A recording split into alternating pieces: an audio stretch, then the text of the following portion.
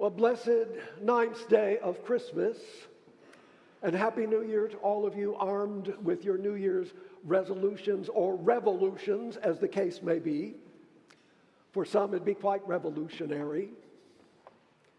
For others of us, we don't even try anymore. But I always like the time after the rush is over, when things kind of settle down a bit, and we can actually stop for a moment and think about what happened. That we are here to celebrate the birth of God in the flesh. It's a radical thought. The only religion that claims such a thing. All the rest say that's ridiculous. But truly, the mystery of it all is the Word, God's love, God's grace, God's mercy, His compassion, justice, and truth have taken the form that we can understand and touch. And so we come after all of the excitement has settled a bit, and we can reflect upon that incredible love. A love that touches us so deeply in our hearts that we spend a lot of time and effort trying to get ready for that, to understand it better. After Christmas, after the celebration of the birth of the baby, what then? That's our time now. What then? Well, let's start with where Luke takes us. Because, as you know, Luke is the story that we base so much of our understanding of the birth of Jesus upon. That's the story of the Annunciation to Mary, the journey to Bethlehem, no room in the inn, the shepherds in the field. All of those beautiful images shape our understanding of the Christmas story, along with some help from Matthew that fills in some of the pieces following the birth of Jesus. Coming up on the 6th of this month, we celebrate Epiphany. So things are a little bit out of order today. We have the birth of Jesus, and we learn from Luke that his family was very devout, very observant. They fulfilled all of the obligations. Jesus was circumcised on the 8th day. Mary offered the offerings that were due in thanksgiving for the presentation of Jesus in the temple and fulfilled the rites of purification after childbirth. The various things were accomplished. And so we find that Jesus has been living as a child with all of the due practices of Judaism. It took a while, and then we get to Epiphany, the arrival of the Magi, that we have to rely on Matthew for. That they follow a star and they come, and we know that they stop to see Herod. Herod, as paranoid as he was, the thought of any pretender to the throne existing at the time was going to be no good news for him. So we find that when the Magi return by another way, not going back to Herod to let him know where they found the baby, he consults the religious scholars and finds out in Bethlehem. And so, according to the biblical story of Matthew, Herod orders the death of all children 2 and under. So it took some time. 2 and under, the slaughter of the innocents. So we piece together pieces of this early formative time.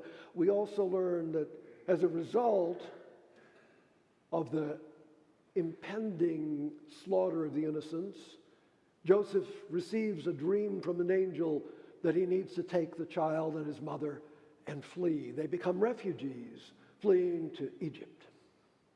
Well, other than those stories, we hear almost nothing about Jesus unless we go to the non-canonical scriptures, Gospel of Thomas and others that have remarkable, exaggerated stories about Jesus' miraculous life as a child.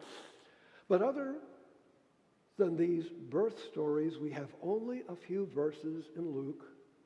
And we can wonder, Luke, by the time Luke's written between 80 and 90, people would have wondered, tell us about Jesus. Where his childhood, where did he come from? Where is the past patterns that we would have anything to understand.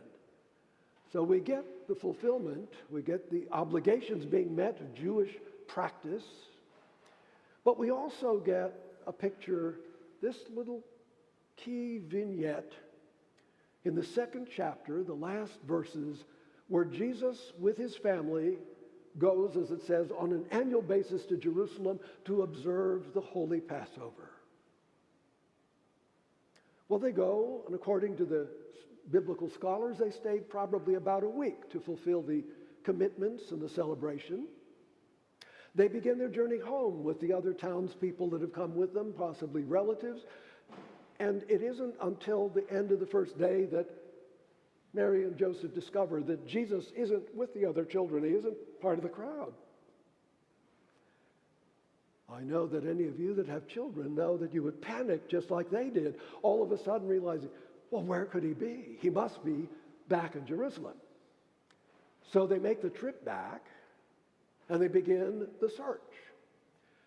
Well, as I count it, if the first day they were gone, they weighed the whole trip, they've had to come back, that's going to take some time, even if they came through the night, which would have been really dangerous at that point, by themselves, not perhaps in a caravan.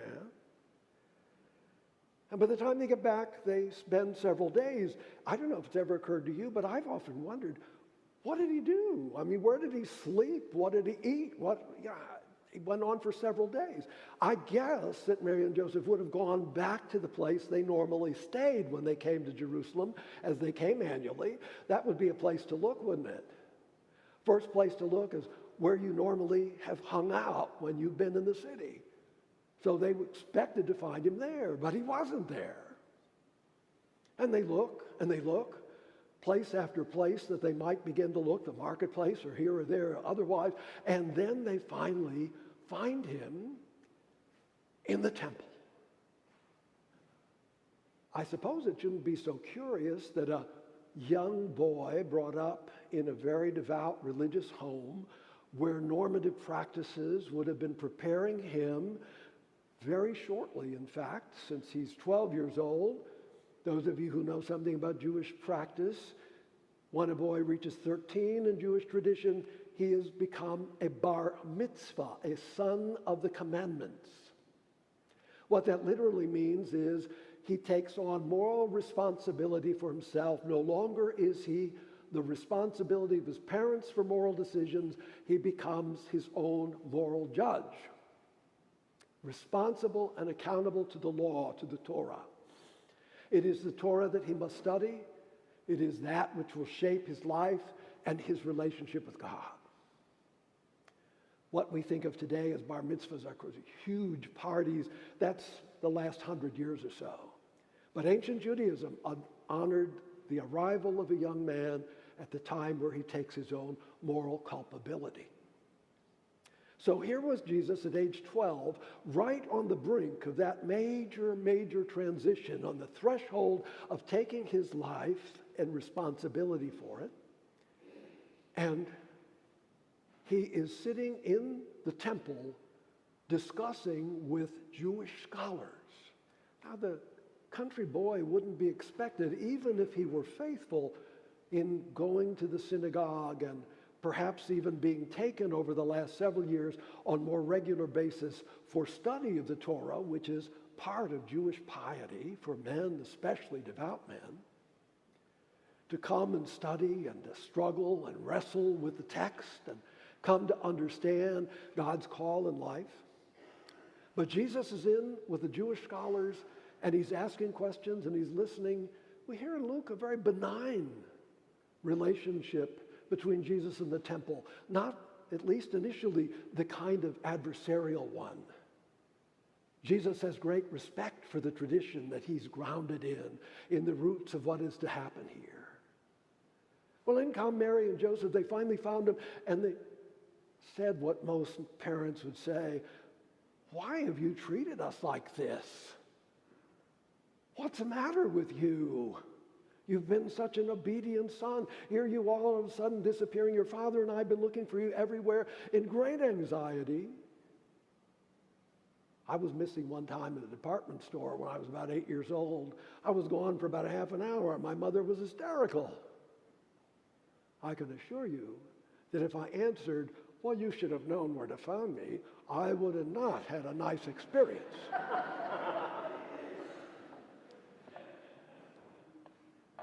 Jesus' answer is a little less than satisfying here to Mary, you know.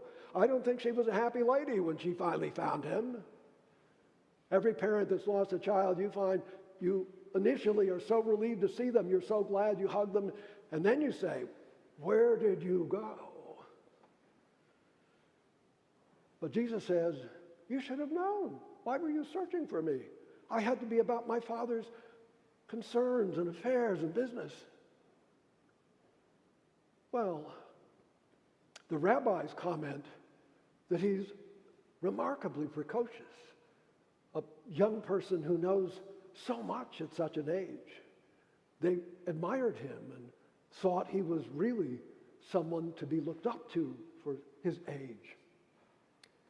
But we find that Jesus returns with Mary and Joseph to Nazareth, but we find a difference in the relationship. As he indeed takes on personal responsibility, we have a sense that this time in Jerusalem defines his coming aware increasingly of what it means to accept the responsibility and the mission of the Son of God. It is here that we find a change. He goes back, submits to the authority of his parents, continues to grow in wisdom and knowledge. And it's important. What for us now, after Christmas, no longer the sweet little Jesus in the manger, but the Jesus who's leading the way out into doing his Father's work.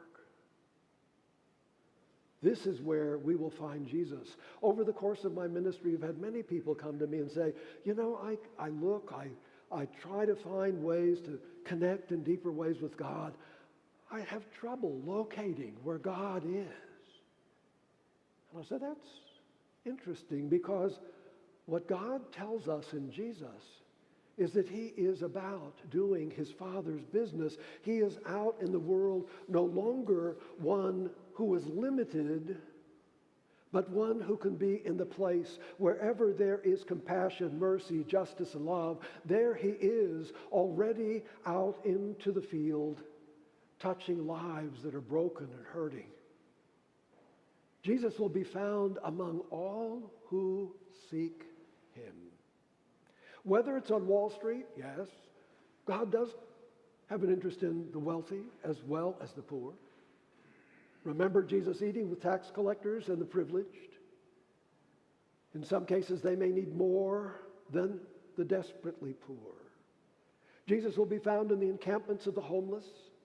He will be found among volunteers helping this day in Mayfield, Kentucky, from the people who lost their homes to the tornadoes. He will be in Colorado and California, where homes have been burned over the past several years. He will be at the sites wherever there's human need, and every place where human need is being treated with kindness and compassion. For where is Jesus but out doing the mission of his Father? He will be found in the competent, caring hands of EMTs working to save a 9-year-old's grandmother, the only relative she has left. Her mother overdosed just a few months before Christmas. Her dad was killed in a bad drug deal several years ago. And this grandma lying on the floor of a heart attack that takes care of this 9-year-old who's desperately hoping that these EMTs can keep her alive. It's in the mercy and compassion shared with that child as well as the sick patient. We will find her among all of those other children, along with all of those broken and hurting, with those around experiencing tremendous vulnerability and pain. There will be Jesus in the midst. He will be even here. He invites us to the table where we can meet him, where we will receive as we open our hands his grace, light, and love coming to touch our broken hearts and our often empty lives with his love and grace as we receive the bread and wine of his presence. He will be wherever we seek him in truth, among the critically ill, among children, among abused women in a home shelter. No longer the sweet baby in the manger, no longer the youngster in the temple, but the resurrected one who was crucified, who gave his life. If it wasn't enough to bear witness that we were worthy of his love, because God so loved the world that he sent and gave his only begotten Son, that he also offered his life and death and resurrection, so that we can be recipients of his grace. So, dear people of God, in this new year, as we seek to follow and find the way to Jesus, let's go seek him where he's already working in the world around us, where he, in loving gestures of this congregation, carry meals and flowers and visitation to the shut-ins and the poor, the homeless and the lonely. Let us find him in places of compassion, and when we meet him there, may we find and experience his peace, which passes all understanding, that will keep us with joy and love unto life eternal.